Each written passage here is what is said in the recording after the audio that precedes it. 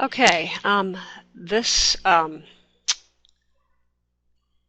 what I want to do. All right, this little podcast is just going to go over the things that we've talked about in class. Basically, this is here just in case you need it in your studying or whatever as we talk about muscle cells.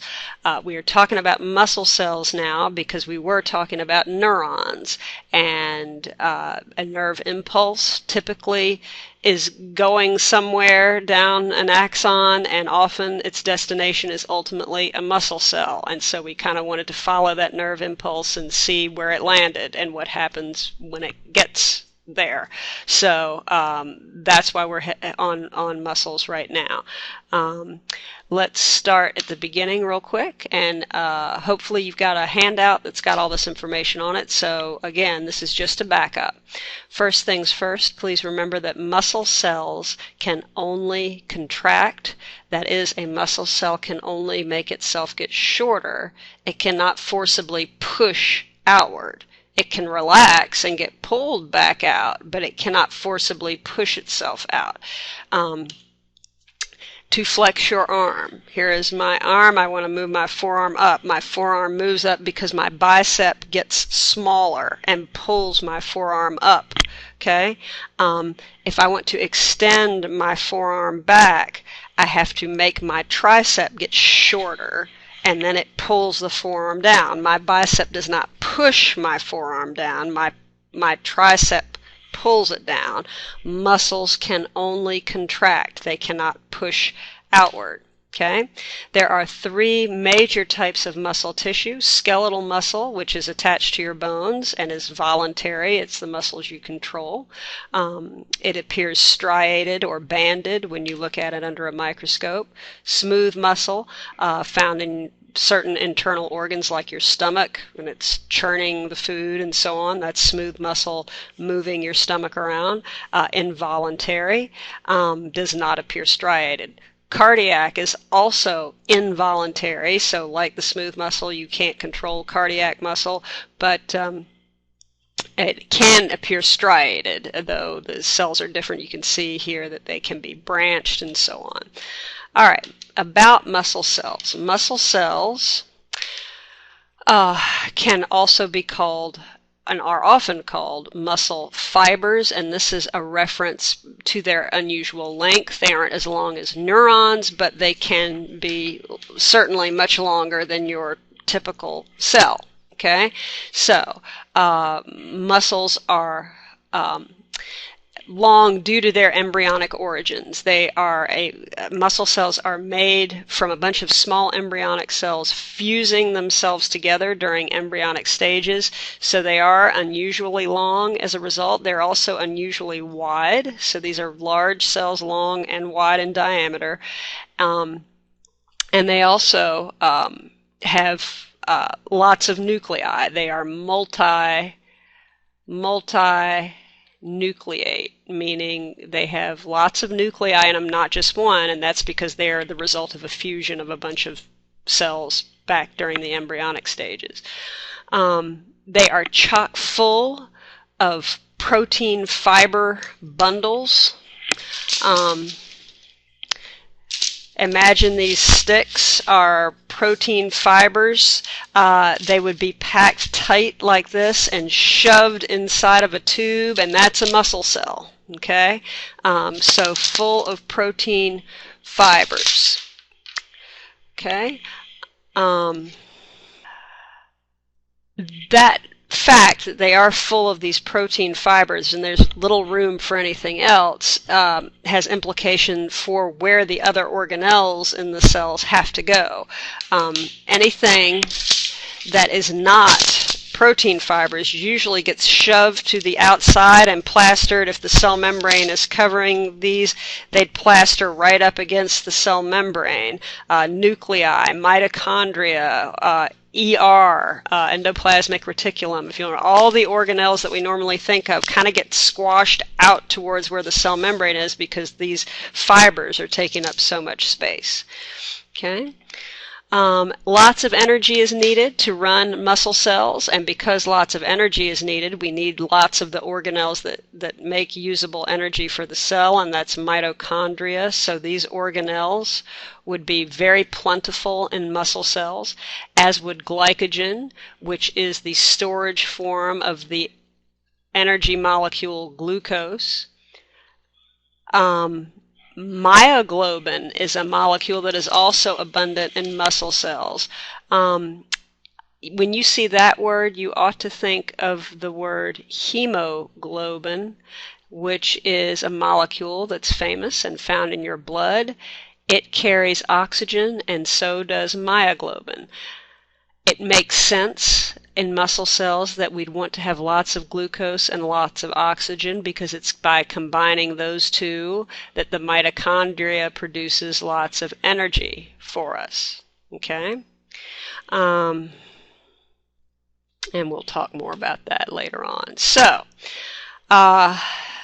this is a picture showing a single muscle cell. I'm going to talk about a few more things, and then we're going to back up again to this picture and identify some stuff. Muscle cell organelles have special names for some of the organelles because muscle cells are so specialized to what they do that the structures have been given some special names. Some of it is meaningful, others not so much. Sarcolemma is simply the fancy word for a cell membrane in a muscle cell. So the cell membrane, which is shown being peeled up right around here. Okay, it would surround the whole thing, but they've taken it up so you can see the inside. So the sarcolemma is simply the cell membrane. Okay.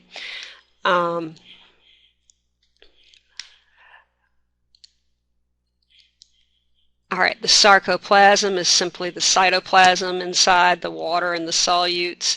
The sarcoplasmic reticulum, this is really important. It is a storehouse for calcium ions, and it is symbolized by all this white tubing running through here and over here. That's the sarcoplasmic reticulum. It is fancy endoplasmic reticulum that we've talked about since you were in the 7th grade is the normal tubing that kind of carries stuff throughout a cell. Well, the sarcoplasmic reticulum is really specialized ER, and it has a really important function.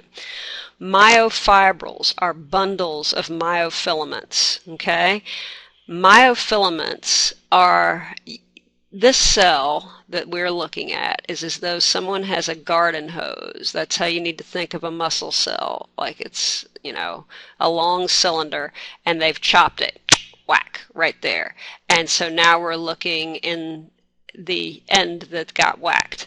And what we're seeing are a bunch of lines here, and you can see the ends of these fibers here.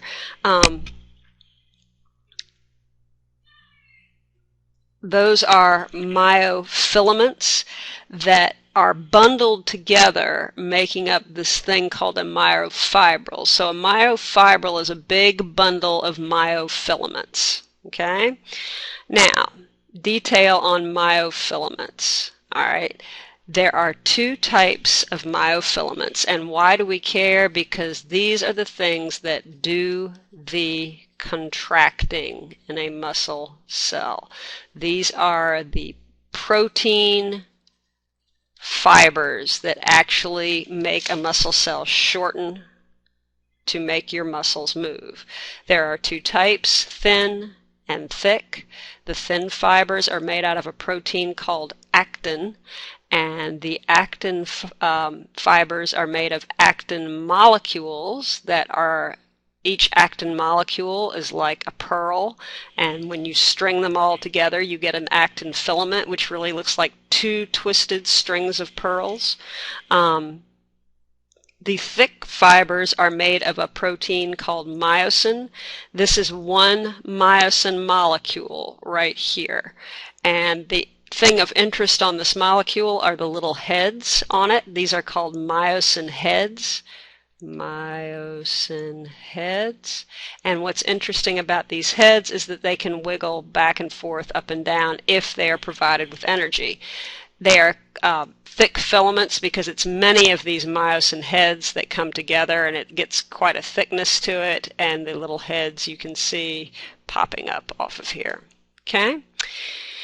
Now, these actin filaments and myosin filaments interact, and they interact because, as I said, the heads on the myosin filament can wiggle up and down and can come in contact with the actin. So this is the actin up here, the myosin down here. And when the energy is provided, the head can come up and bump into this actin molecule and attach to it.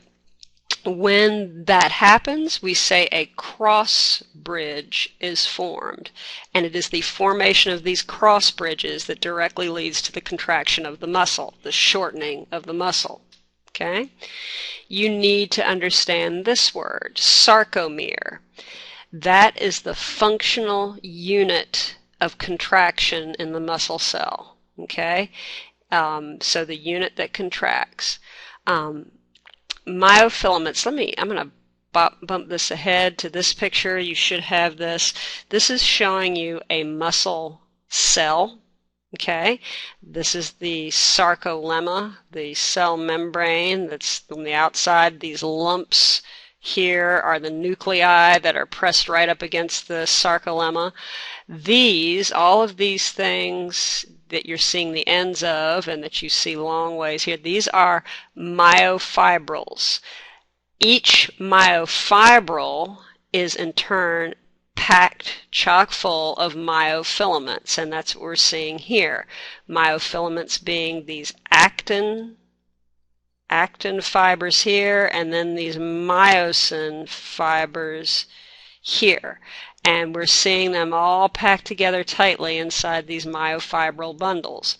Now, what's a sarcomere? A sarcomere is the functional unit. So if you see these lines where I'm drawing down that seem to demarcate sections of the myofibril. If we go up one more step, we can see the same sections. I need my glasses. Here, here, here. Okay, so myofibrils, these myofilaments, if we look closely, can be divided into these little discrete sections. This little discrete section is a sarcomere, as is this one, except for we can't quite see where it ends. This is a sarcomere, this is one, this is one, this is one, this is one. They are packed end to end.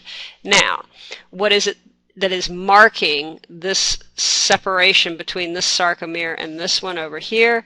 It is something called a Z-line, or this diagram calls them a Z-disc. It's a protein that is a Z-shaped structure. And what it does is it acts to anchor the actin filaments to it. So if this is actin, it is anchored at the Z-line, actin anchored at the Z-line, actin anchored at the Z-line, and so on. That's very important. Okay? So actin anchors at the Z-line. Okay? It's stuck to it. All right. Now, how does this muscle contraction work? All right, this is what we hopefully went over in class, so let's try it. The myosin head, we are going to pick it up at this point in its little cycle, if you will. It has ATP attached to it, but it is in this picture, in its low energy configuration, it is bowed down. Okay, it is not excited, it's down. You can see the actin filament up here, the myosin down here, okay, and it is not excited. Why isn't it excited? It's got ATP attached to it. Well, ATP is adenosine, so I'm going to put adenosine there. I don't really care what that looks like. But adenosine triphosphate has 3 phosphate groups stuck onto it. And the bonds between these phosphate groups are high energy, meaning they're fairly unstable and easy to break, and when you break them, you release energy out of them. So this has got energy in it ready to be spent, but until we cleave off that phosphate, it's not being spent. So that ATP then, the myosin head cleaves the ATP into ADP, adenosine diphosphate, so only 2 phosphate groups left, plus an inorganic phosphate, which is this one that got removed, there. And so the energy is released, and what does that myosin head do? It pops into the upright position. So ATP is cleaved, broken, up pops the myosin head. Now, this is significant because once that myosin head pops up, it can lock onto the actin. The actin has those little binding sites on it that will allow the myosin head to attach to it and allow this cross bridge to form.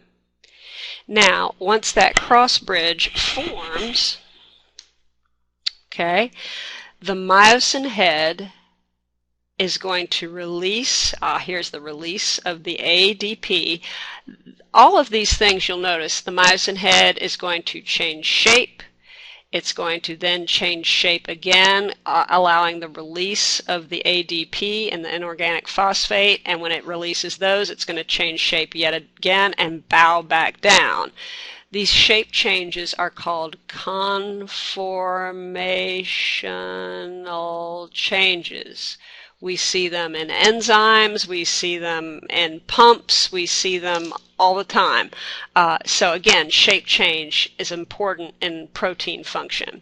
Now, back to this, when we release our ADP and inorganic phosphate, the myosin head is going to lose energy and it is going to drop. But when it does drop, it is going to still be attached at that cross bridge, at that actin molecule, and it's going to pull the actin molecule with it when it drops, okay?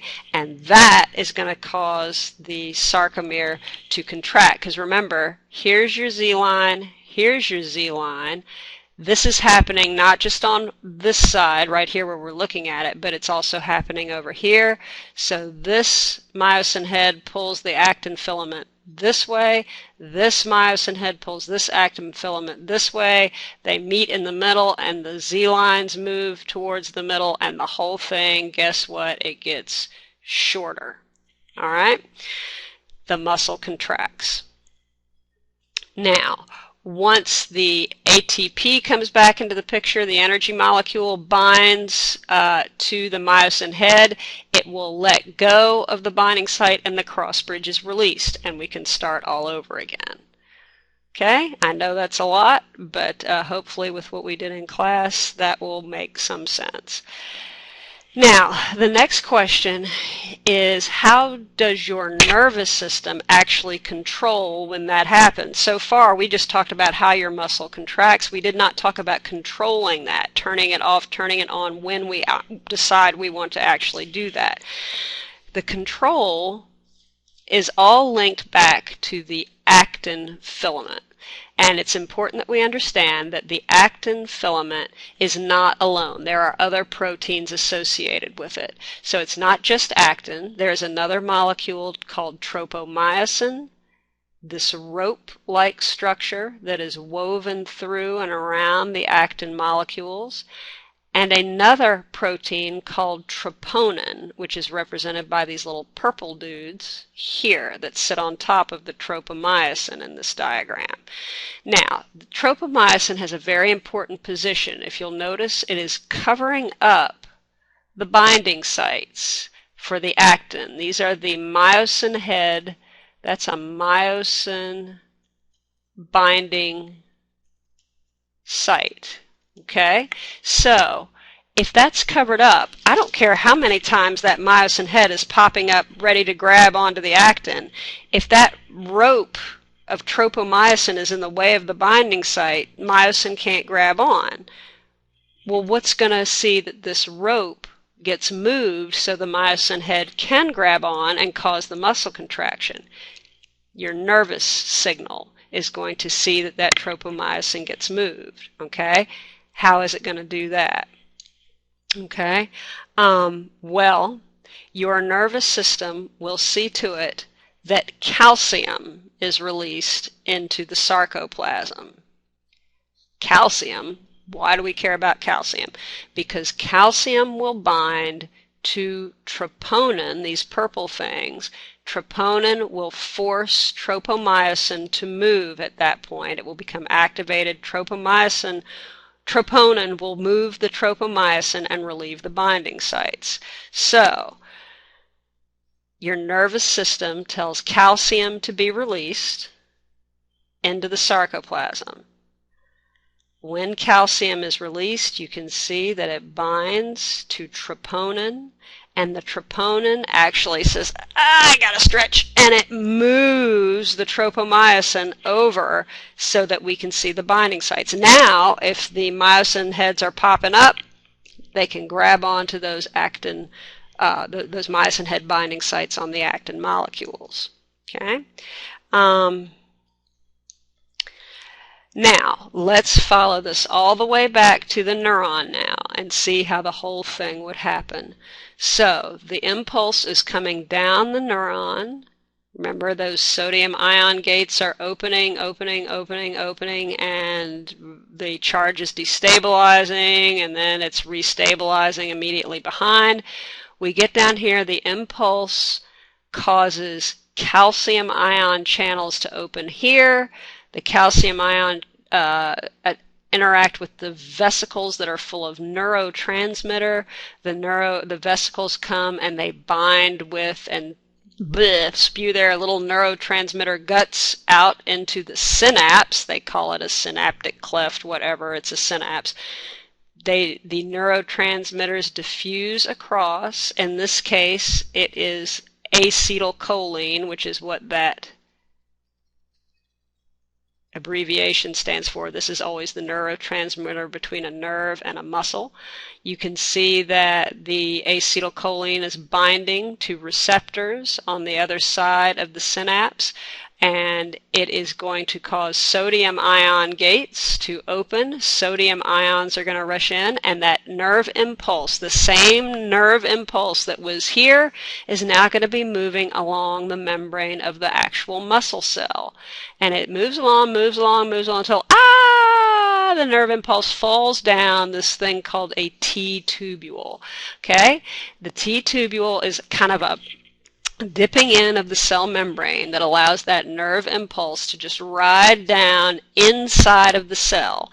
It hits this SR, which is the sarcoplasmic reticulum. Okay? And when it hits, that nerve impulse hits the sarcoplasmic reticulum, calcium ions are released. When calcium ions are released, we uncover those binding sites so that as long as energy is present, the whole muscle contraction can occur. Why will it occur? Because your neuron said, hey, release that calcium, I want to move my muscle. And so your neuron fired and sent that impulse over to the muscle cell. Okay? I hope that makes sense. If it doesn't, let me know and we'll talk about it. I hope you have a great rest of your whatever it is you're having. See you later.